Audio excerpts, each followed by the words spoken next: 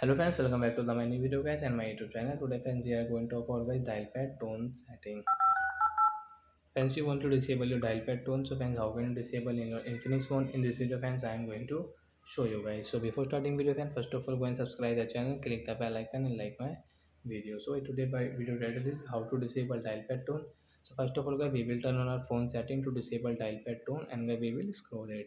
Friends, you can see sound and vibration setting in your Infinix phone. So you will have to click here.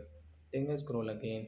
Friends, you can see guys your dial pad tone. So friends, you can see right side this icon. So you will have to click on this icon.